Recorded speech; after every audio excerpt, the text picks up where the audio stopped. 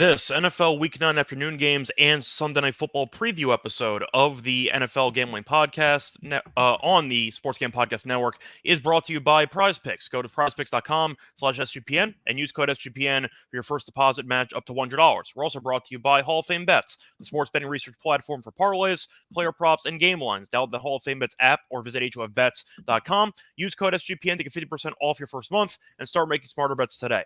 Plus, the MMA Gambling Podcast just launched their YouTube channel. To celebrate, we're giving away an MMA Gambling Podcast hoodie. Head over to sportsgamepodcast.com/MMA hoodie for all the details.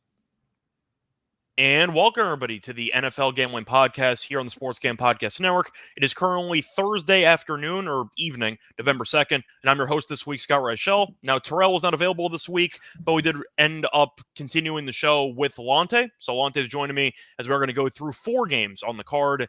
3 afternoon games, 1 evening game after having no bye weeks last week. We got a lot of them. So as a result, we are a bit short on the schedule. Lante, how's it going with you? Not bad, man. Looking forward to breaking this down. First time on here, so hopefully I can keep the momentum going, man, and pick some winners. So yeah, looking forward to that. A couple of good games and a couple of duds, I guess, but point spread wise, should be pretty competitive. So looking forward to it. There's a couple of games that, at least one in particular, that looks hideous on paper, but suddenly got a bit more interesting over the past week, which we'll talk about in a little while.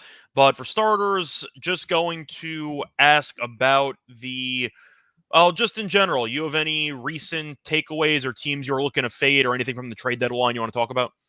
Not really. I mean, it's really nothing that moved the needle betting wise for me, at least. I would say I was looking for a little bit more movement, especially from the top tier teams.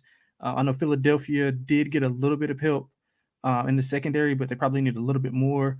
I thought the Bills would make a few moves along with who else was looking? I can't believe Kansas City didn't get a receiver. Yeah, there we go. Kansas City and a receiver, but I guess continuity would be a thing. But yeah, not really. I mean, I think everything pretty much stood pat. I don't think anybody got better. I don't think anybody got worse, other than what the hell with the Bears doing with that Montez Sweat trade.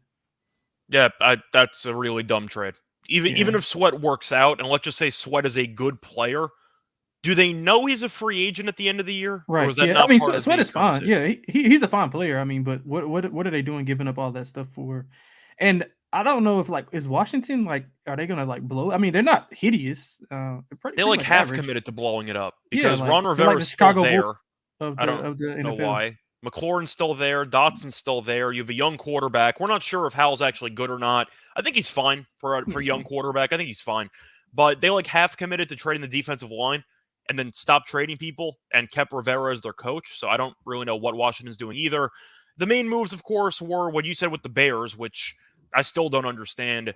And the 49ers, who have a bye week, and they ended up trading for Chase Young. So we'll see how that goes for them, as the pass defense for the Niners has kind of fallen apart over the last couple of weeks. Either way, though, time to actually get into the games for the afternoon slate. We're going to start off with we'll go with the Colts game first, as the Colts are traveling to Carolina to take on the Panthers. And for this game, you're looking at what is a pretty short number.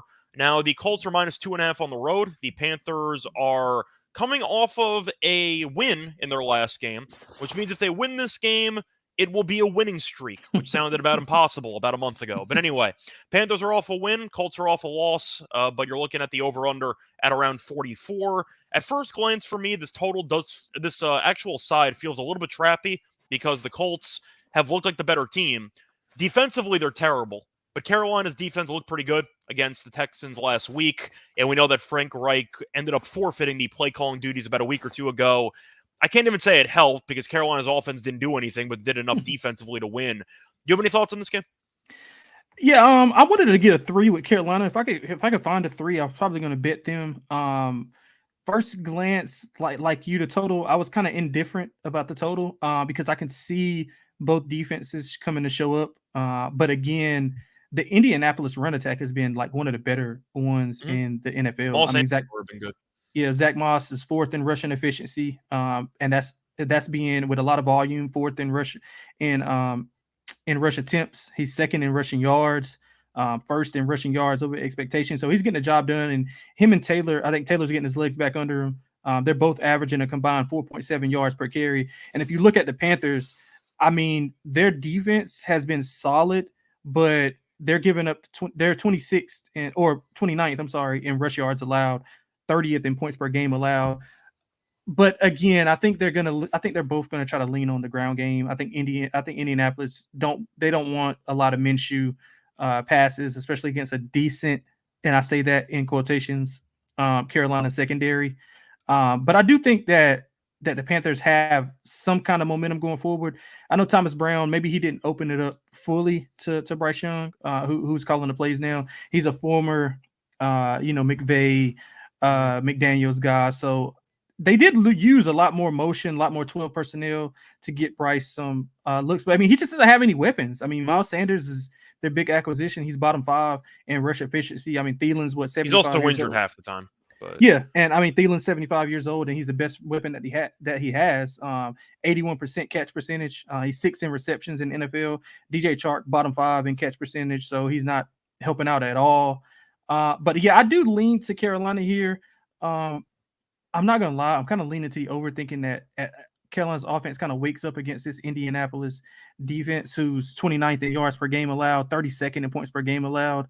But if I had to make a bet, I'm waiting on a 3 for Carolina, but I think Carolina can win this game outright. I think I'm leaning to Carolina as well. I don't think the Texans were that bad, and maybe you could argue that the bye kind of took the momentum away from the Texans, who were playing some good football beforehand. But the Panthers only scored 15 points, so it wasn't like they really did much offensively once again. Right. And I've gone on record saying this, but I don't think Bryce Young is that good. So I know he's got no weapons. We're going to see what happens. Yeah, we argue about that all the time. Minshew has not exactly been great either, but he wasn't supposed to be because, once again, he was a backup to start the year. But the Colts' defense is the story, which is why the total is very tricky at about 44, because the Colts have given up at least 37 points in each of the last 3 games, and the Panthers have given up 42 points in 2 of the last 3 games. So I guess I'm leaning with the over, I think. Like, I feel like I have to fade the Colts defense more because this unit is actually terrible. And I can't tell if Carolina's actually gotten better defensively or if the Texans just can't block anybody. Potentially a mix of both because the offensive line for the Texans isn't that great either. But the point is, I do think you're looking at what should be a pretty entertaining game one way or another. I'll lean to Carolina at home. Do I feel great about it? No. But I do think that Thielen gets loose a couple of times. He might have a big game. But I do think eventually Carolina will get the key turnover that they need because Minshew has still been very careless with the ball, and I think that might decide the game. So I'm going to lean to Carolina at home, plus the 2.5. I am going to lean to the over, though. I think it's pretty telling that even though Carolina can't score, this total is in the mid-40s. So I'm going to go with the over in this one. Anything else you want to add, or should we move on? No, I'm agree with you on the over. I think the Carolina defense can benefit, the Carolina offense can benefit from the defense if they can cause some turnovers, short fields, which will help, get into the end zone, get them going a little bit earlier, get Indianapolis behind the chains and behind the scoreboard. So they'll have to, rely on Minshew and his arm. But other than that, yeah, I'm in agreement with you. I like Carolina at home. I'm waiting for a 3. If I don't get one, I'll just play money line, thinking it's a wide range of outcomes.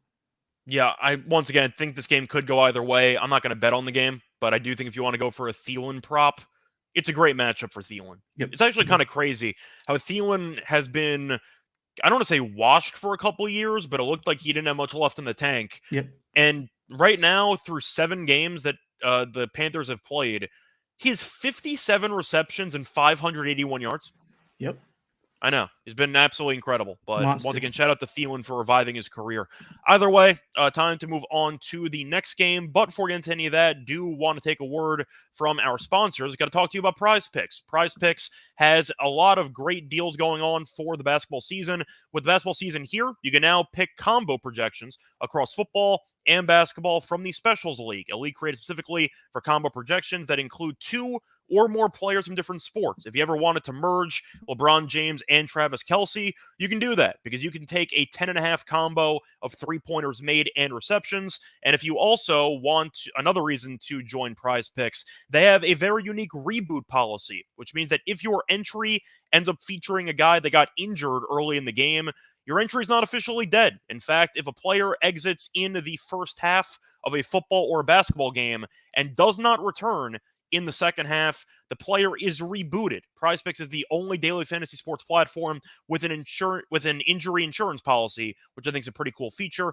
But Also, want to mention, go to prizepicks.com/SGPN and use code SGPN for a first deposit match up to $100. That's prizepicks.com/SGPN, code SGPN. Prize Picks, daily fantasy sports, made easy. Welcome back, everyone, to the NFL Gambling Podcast. Just finished going through the first game in the late window on Sunday for Week 9, as we talked about the Panthers and the Colts game. Now it's time to move on to what should be the game of the week. Potentially can argue Sunday Night Football with the Bengals and the Bills, but I think this game's probably the best on the calendar. You have the Cowboys taking on the Eagles. The Eagles are 3-point favorites at home, and the over-under is at 47. We saw the Eagles sneak away for the second time against the Commanders after falling behind early. Sam Howell threw for about 400 yards, but eventually Jalen Hurts was too much. A.J. Brown is continuing his streak. He's having one of the best receiving years of all time. But you're looking at the Cowboys. They had a very easy win against the Rams. That game was over in the first quarter. But to ask you for this one, I feel like blindly it's a spot where in a tough divisional game, you're going to take the home team. But I do want to ask what your thoughts are. Do you want to give the Cowboys a chance? Or you going with the Eagles? Yeah, I'm going to go with the Cowboys here simply because I'm trying to say this nicely. I don't think the Eagles. Just say the Eagles are overrated already, and let's get it out of the way. Yeah, you're right. Yeah, I think the Eagles are frauds. What you're going to say, you can just say it. It's fine. Yeah. I think they're frauds. To be honest with you, I think that not to take anything away from them, but I just don't trust the Hurts to Brown combo to pull the rabbit out of their ass every single week. I mean, he's been amazing. Not taking anything away from him, but he's pretty much been A.J. Brown a bust for the offense. If you look at just his numbers alone, I think they got outgained, if I'm not mistaken, last week. Wouldn't shock me. Howell had 400 passing yards. Yeah. So and they should have lost that game. I mean, pretty much coaching malpractice with Ron Rivera there. But no challenge and everything like that. Yeah, that was horrible. And they jumped out. Washington this makes the second time that Washington has jumped out to 14-0 and let them come back. But yeah, I mean, A.J. Brown, he got 26 more targets than Devontae Smith, who's second on the team. He's 6 straight 125-yard games for A.J. Brown. I do think that the secondary can be had, but then again, that's me putting my faith in Dak Prescott, and I don't know if that's a winning proposition. The ground game hasn't been as good as I thought. I thought Pollard would be a little bit better right now, but he's just been pretty much average to below average. I do think Dallas can hang around here and possibly win this game. I mean, in the past, 2 games, I'm sorry, Dak has thrown for 576, 5 touchdowns, a rushing touchdown, and only 1 interception. I think that's his downfall is the interceptions. If they can take care of the ball, control the clock. Jalen Hurts is a bit banged up, and I don't trust him to use his legs in this situation against a Dallas pass rush who's probably going to be, blitzing pretty heavy, knowing that Hurts is hurt. And that no pun intended. And Jalen's actually bottom 6 in completion percentage over expectation, so he's not really getting it done from that standpoint. I like Dallas here, man. I think Dallas is live to win this outright. They got to keep Philly behind the chains. They're actually, let's see, Dallas is in the top half in third down defense, and Philadelphia is in the top, actually number 1 in first down and third down percentage offense. So that's going to be big, and I think that will actually decide the game. If they can get them in the 3rd and 7 or 8 and not tush push range 1 inches 2 yards, or I guess inches to 2 yards, I think that'll be big here for Dallas. So I like Dallas here. I think that can limit the mistakes and get it done.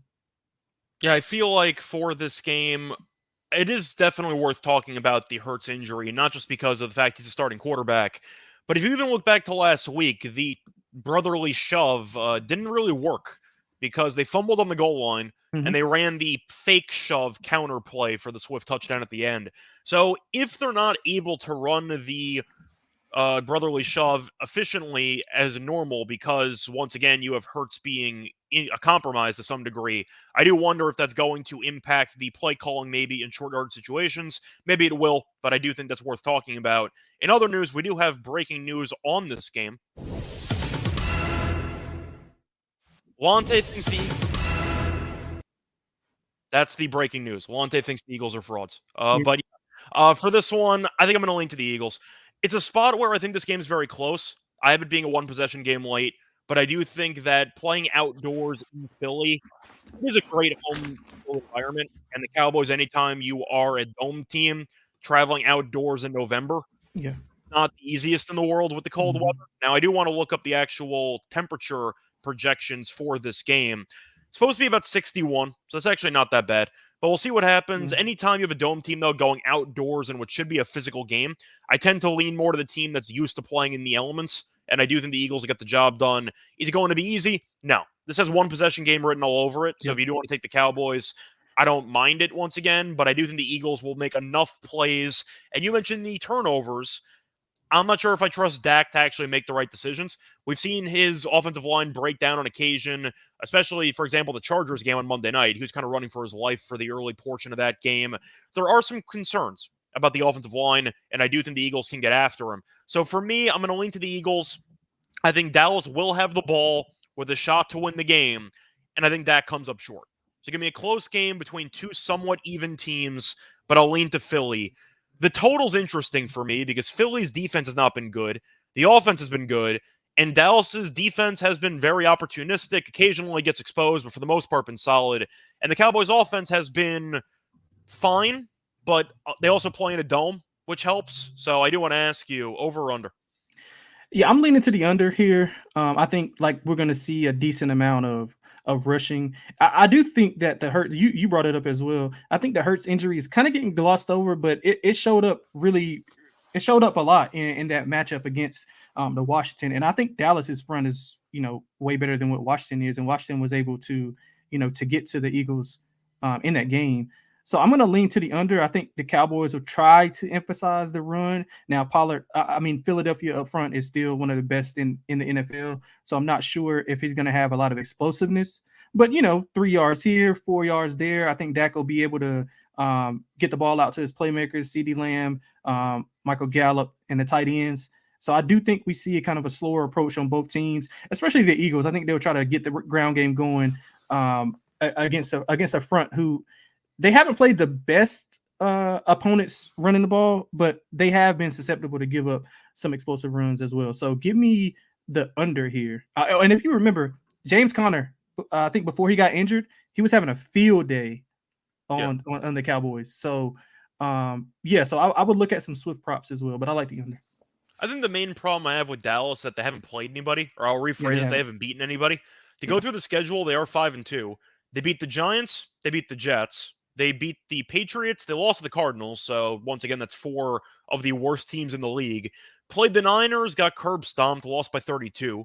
Played the Chargers. They're good on paper. We know Staley's a bad coach. And they played the Rams, who I think are abysmal. So, they've only played one above-average team so far this season, and they're 5-2. I want to mention it. Now, the Eagles did beat the Dolphins. Dolphins outdoors. I'm not sure how good the Dolphins are in general.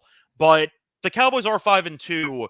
But they have the reputation of being frontrunners that tend to struggle when things get tough. The only good team they faced off against this year, they lost by 32 points.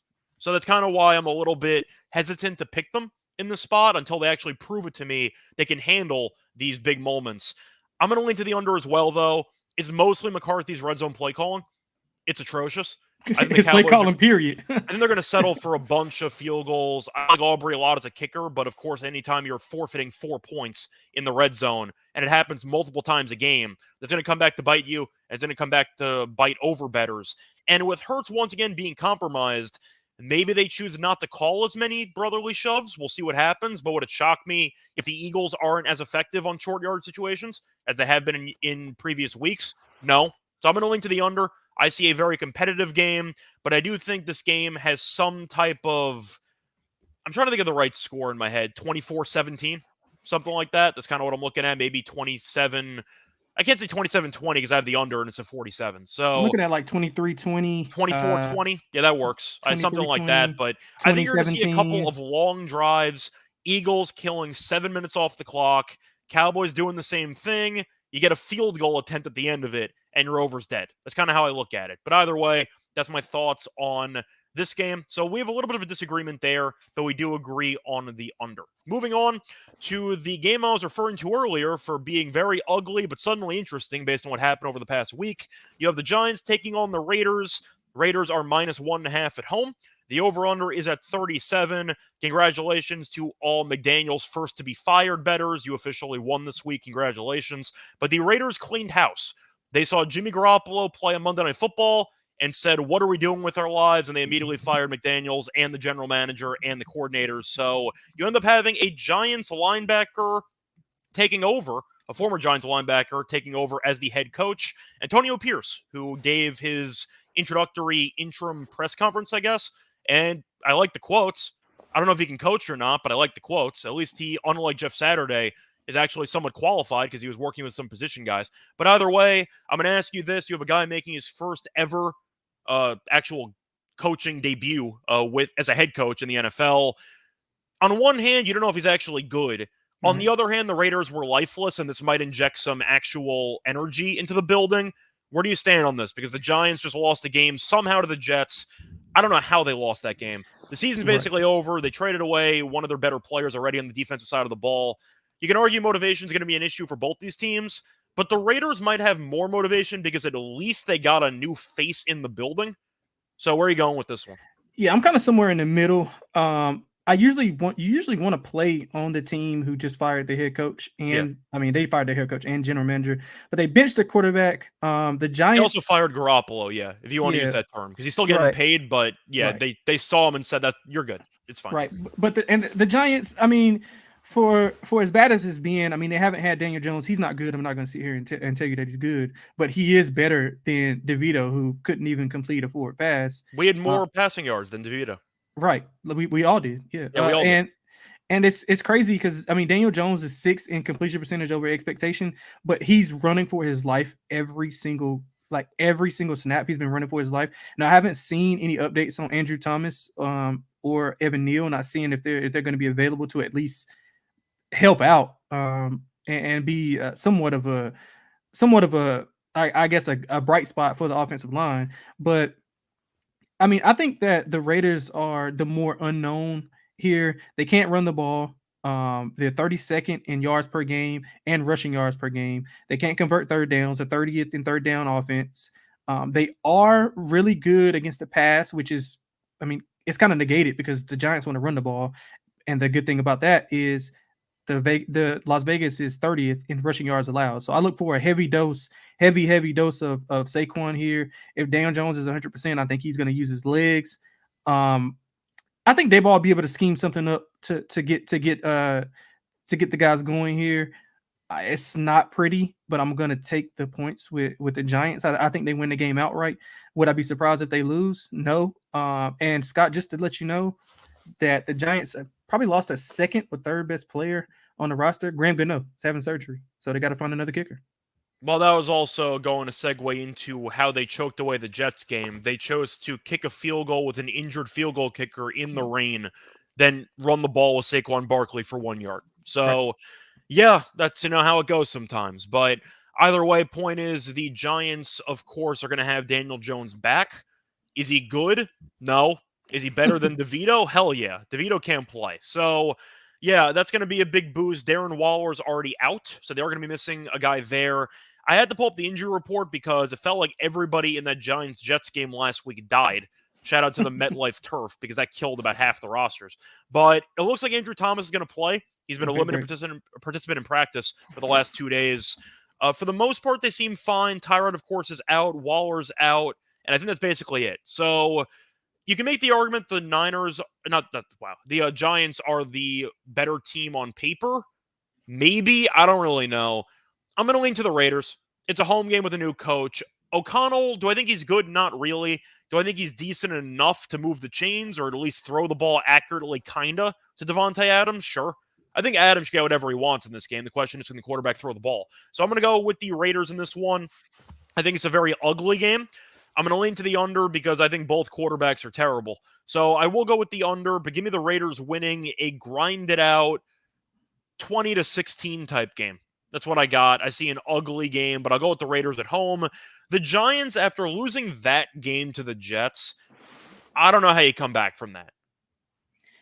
Yeah, it's going to be tough. But I think getting Daniel Jones back might give them a little bit of faith, I guess. But, I mean, not much. It's up to Daboll. I think if he can get them motivated, they do have the better team on paper. I mean, Jacobs is pretty much been non-existent, third in rush attempts, but he has pretty much one of the lower efficiency. But I don't think he'll be able to get it going here either, because one thing that the Giants are good at is they're good up front. I mean, they're 24th in rushing yards allowed, but I think they've been going against some solid offenses. I mean, they faced McCaffrey. They got Pollard whenever he was the first game of the season, so they had all summer to prep for that. So they picked Pollard. Who else did they have? I know they had a couple other guys that they did really well, that they didn't perform well against. That's kind of skewing their numbers, but I think they're really good up front. I don't think Jacobs will be able to get it going here, which is why I kind of lean with the under with you, thinking both teams just lean on the run attack and not be able to move the ball at all. So I think we'll see a field goal fest. I'm looking at a 17-14 type of game here, maybe even 13-10 here, Scott. Yeah, for me, I think for this one, I'm going to go with once again, the under, I think, is the most tempting play, just based on how ugly the game is. At least it's in a dome, so weather's not going to be a factor. But there is one prop I do want to mention. I'll take the Giants guys to get sacks, because the Raiders, the last time O'Connell played, I believe Khalil Mack had 6 sacks, and they can't block anybody. So I think Thibodeau and company are going to end up kind of getting after him quite often. So look for sack props if you want to go for Thibodeau in particular. I think he's in line for a good game. We saw him come alive for the Jets game last week, where he was really all over the place. I know he went offsides at the end, which kind of came back to bite him, but he had a bunch of sacks. So look for Thibodeau and the rest of the defensive line to get after O'Connell in this matchup. But at least O'Connell's mobile, so he's not a total statue back there, which might make a slight difference. But either way, I'll lean to the Raiders, and I will lean to the under. Now, moving on to the final game, you have the Bills taking on the Bengals. The Bengals are a home favorite of about 2 points, and the over-under is around 49.5. Bengals were doing their typical awful start, and then they woke up, and like the Bengals are back because they buried the Niners last week. Burrow had one of the best games of his career. I think he had the longest completion streak in a game in his entire NFL career. Chase had 100 yards, 10 catches, and a touchdown. He was great. Mixon was good. But the Bengals look like they're a serious team again. While the Bills ended up winning on Thursday Night Football against the Buccaneers, game somehow came down to a Hail Mary. They were dominating the entire game and just wouldn't put the Bucs away. But you have extra prep time for Buffalo. Having said that, they have not been very good for the past month. And it seems like the Bengals are looking like a pretty serious dark horse candidate to win the AFC. What's your thoughts on this game?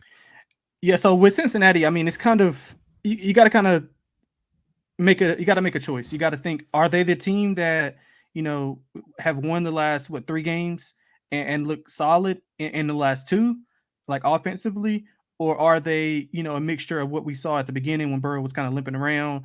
And the offense was bad. I mean, right now, be A, right? Because Burrow was actually running against the Niners. He looks pretty good. Health-wise, yeah, I think it's a mixture of both. I mean, if you look at just statistically speaking, I mean, they're still 30th in yards per game. They can't run the ball, 25th in rush yards per game, 28th in rush yards allowed per game.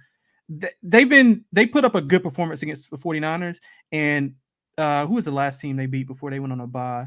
That wasn't a good performance. Well, they beat Seattle in that hideous game. They should have lost, but Geno couldn't score a touchdown in the red zone. Right. That's what it was. Yeah, and Trey Hendrickson was all over the field. Yeah. So I mean, you got to kind of make my prior. If I'd use my priors and not completely factor in what has gone on this season, I think Buffalo should be like a 1-point favorite. But if you kind of scrapping away everything that you saw from the beginning because Burrow was hurt and he kind of makes that offense go, I think the number is probably about right. But I'm more so in the middle. So I like Buffalo here. I think, Josh Allen was a bit banged up. He did miss practice Wednesday. He had shoulder soreness. Buffalo is playing like their 3rd consecutive primetime game. So I'm not sure how much of effect that has. But on the other side, the Bengals are dealing with some injuries themselves. Trey Hendrickson dealing with a foot injury. Orlando Brown Jr. is dealing with a groin. Joe Mixon is dealing with a chest. They were all limited in practice. I mean, they can't run the ball anyway. But just having him as a dual threat back, which would kind of cause the Buffalo defense to be a little bit more prepared for a lot of different things. I think he'll be important in this. So if he can't go, it might be a little bit more, Higgins, Chase type of game. And Higgins, he hasn't been good, man. He's bottom 5 in catch percentage. He has a 45% catch percentage. And the last time we seen this game was in the divisional round. I think 2017 was the score when the Bengals beat the Bills. Yeah, the Bills no-showed the snow game. Yeah, it was horrible. They had all of the momentum. They had all of the home field advantage, the playing in Buffalo, but it ended up being a disadvantage, and Josh Allen was bad in that game. But I do think they get a little bit of revenge here. I like James Cook. He's top 5 in rushing efficiency. Diggs is obviously a stud, first in receptions and targets. I think Buffalo can get it done here. I think this might be a sneaky AFC preview, maybe AFC Championship preview. I don't think Buffalo's good enough, but they have the upside. Yeah, I think so. I think Buffalo can get it done here. I think this is a big statement for them, similar to what we saw whenever they lost to New England and they bounced back and beat Miami pretty convincingly. I think we see a similar mindset, especially going against an elite team like Cincinnati. I still believe if Buffalo's playing the Chiefs in the playoffs, I'm taking the Chiefs. Until somebody beats the Chiefs, I'm just not going to pick against them, even though I am aware the Chiefs offensively are a lot worse than they have been in years past. But for the sake of this game, it's an interesting element with the extra prep time, because I have to at least acknowledge it, but I'm not a McDermott guy. I never have been. I think that his teams have a certain ceiling, and I do think his teams are willing to fold when things get tough, and I've seen the same thing this year. Now, it's happened a lot quicker because a lot of guys got injured, especially the White injury. That was kind of the tip of the iceberg, where a lot of guys got hurt, and you ended up seeing the whole defense crumble. But even Josh Allen, I know that he had a very good game last week against Tampa. That shoulder injury is not being talked about enough, and I do think that with him being less than 100%, and with the turnovers, he turns the ball over at least once a game every single week. I trust Burrow more, simply put. But it's a pretty similar game that I viewed the Cowboys and Eagles game, where I see a very, very competitive game between two somewhat even teams, and I'm going to go with the home team. I think that in both cases, the Eagles game and this game, I'm going to take the better quarterback at home. And I think they'll find a way to win with a short spread. I'm going to lean Cincinnati. It's going to be a close game. It's going to be a fun game. I'm going to lean to the over because I don't trust either defense. But I do think that Burrow, with how he's played the last couple of weeks, has looked like the more consistent and better quarterback, in my opinion, than Josh Allen. And I do think eventually Allen will throw one back-breaking interception to hand over free points, and that's going to do it. So for me, I'm going to go with Cincinnati, and I am going to go with the over. I see a pretty high-scoring game here. I see some type of like 27, I was going to say 27-23, but it might even be more than that. Give me some type of 30-24 game. I'll go Cincinnati to win in the over. You have any thoughts on the total?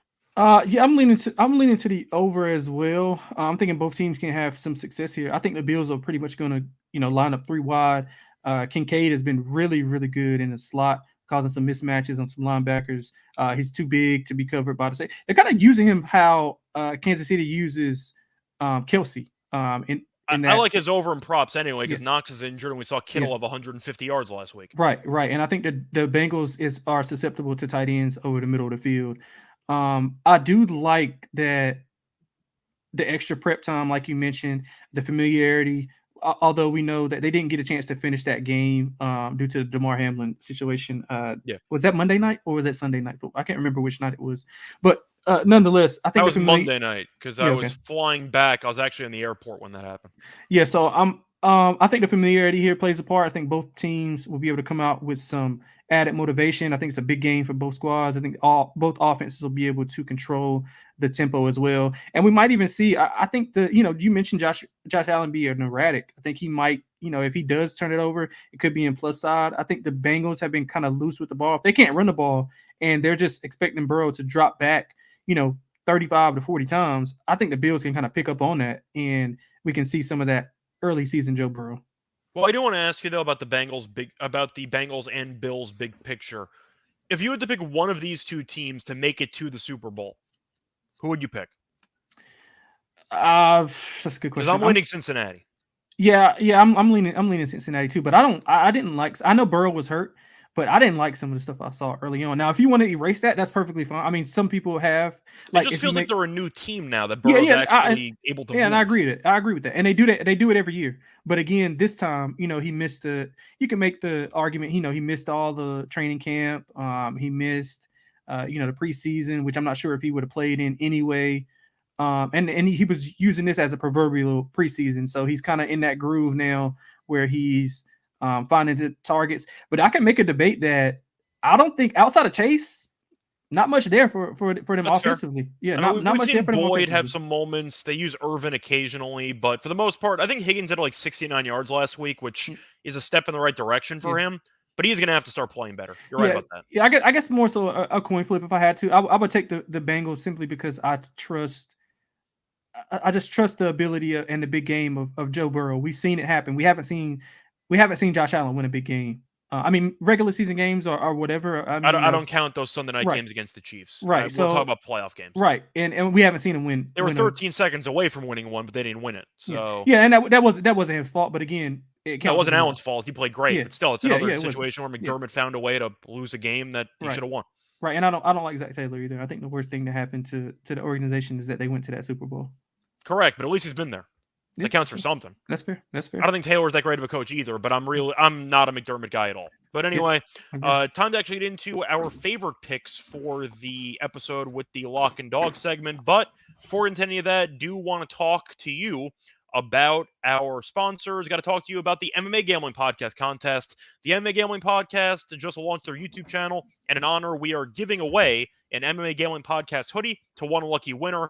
Head over to sportscampodcast.com/MMA hoodie to submit your entry today, and make sure to subscribe to the MMA Gambling Podcast on YouTube. And we're also brought to you by Hall of Fame Bets. Win bigger by betting smarter this NFL season with Hall of Fame Bets, the sports betting analytics platform for parlays, player props, and game lines. Research every NFL, NBA, MLB, and soccer bet with historical stats and data. Enter any parlay idea into Hall of Fame Bets' revolutionary parlay optimizer tool to get hit rates broken down by leg, as well as an expected probability for the entire parlay. Sort all players by hit rate for any bet to learn which players are hot and which picks have value. Stop betting in the dark and join over 30,000 users researching with Hall of Fame Bets to craft more intelligent, data-driven parlays. Download the Hall of Fame Bets app or visit HOFBets.com and use code SGPN to get 50% off your first month today. Start researching, start winning with Hall of Fame Bets. Welcome back, everyone, to the NFL Gambling Podcast. Just finished going through the afternoon games and the Sunday night game for Week 9. Now it's time for the actual lock and dog picks. Lante, I'm going to let you go first. What is your lock for the show? Yeah, so I'm going to go with a game we just talked about. I'm going to go with Buffalo. I'm going to go plus the 2. I think you can still get 2. Yeah, I'm going plus the 2 here. Yeah, so I'm going to get plus the 2 here. I think it's a coin flip game. I do think that if this game was played 2-3 weeks ago, it would probably be pick at worst. I think maybe Buffalo would be favored, personally. Yeah, so I think Buffalo they haven't been good. They haven't been as advertised, but they have been more consistent than what Cincinnati's been. If you add in to everything, if you account for everything that's going on from Week 1. Now, does that mean they're going to win? No, but I do think that it's a big opportunity for Josh Allen and the guys to get going. Miami is breathing down their neck. They're like neck and neck for the division. So I think Buffalo can get it done on the road. So give me Buffalo plus the 2. Of course, I'll be on the money line as well. But I won't make that my dog. For my dog, Scott, I'm going to go to something that we both kind of agreed on. Give me the Panthers. Give me the Panthers at home. I think they find a way. I think the defense finds a way to get some short fields for Bryce to not only get some confidence offensively, but I think Thomas Brown opens it up this week with the offense. So give me the Panthers at home, short home pup. Okay. So for my lock on the show, I just quickly want to see if there's anything I'm tempted by prop-wise. Is there anything I like prop-wise? Sorry, just quickly checking, and then I'll come up with an official play. I thought about doing A.J. Brown, but I feel like the Cowboys, with a competent defensive coordinator, might actually kind of double, and maybe that sets up Devontae Smith. So I think Devontae Smith might be in line for a good game. I think I'm just going to stick with the sides and the totals, though. For my lock on the show, I do think I'm going to go with the... do I want to go with the over? Sorry, I have a couple of options here. I think for this play them one... all. Same game parlay. Same game parlay for the lock? That's a bold move. I think for this one, I am going to go with the... You know what? I'll do something a bit unique. Give me the Raiders team total under for this one. I think this number's a bit high. You're looking at the Raiders being a terrible offense. We saw O'Connell in his first game against the Chargers, his only start, and he was terrible. They even had the bad interception at the end. But the Raiders team total right now, you can get under 20.5 at minus 130, that's too high. I don't think the Raiders can score. Now, you can argue that the Giants are not a good team. You're not wrong. Defensively, though, they've been better lately. And the Giants' defense is actually kind of an underrated unit. I have questions about O'Connell's pocket presence, and I have questions about the offensive line for the Raiders and the fact they can't run the ball with Josh Jacobs. So for my lock, give me the Raiders team total under 20.5 at minus 130. And for my dog, I think for this one, I am going to go with a prop here. I just want to find out if I can actually find an alt prop.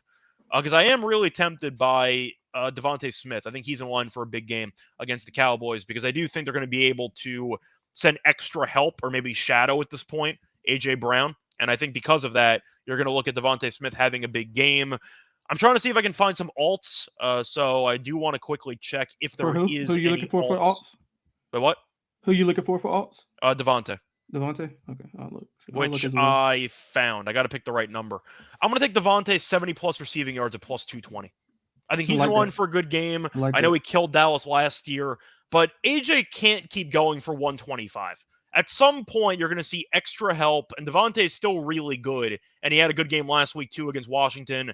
And the Cowboys, I don't want to say over-commit to AJ Brown because he's incredible, but I do think it's going to open up more chances for Devontae in one-on-one coverage. So give me Devontae 70-plus receiving yards at plus 220 as my dog. I like that a lot. Cool. That's going to wrap it up for this episode. A reminder, find me on Twitter at Rice Show Radio. Lante, let the people know where they can find you. Yeah, I'm on Twitter, X, whatever you want to call it, XX, Lante, XX. I'll be around the network when me and Munaf do the Sunday night. Not the Sunday night, but we do the Monday night football game and also run through the injury reports, quick hit props and stuff on the Sunday night pregame. Or Sunday morning pregame. I'm sorry. So yeah, you can find me there. Good to be with you, Scott. I appreciate you having me, man. Yeah, thanks for stopping by on short notice. Once again, check out Lante's episode with Munaf later on in the week in the NFL. But until then, good luck to all of you and all of your bets. Bye, everyone.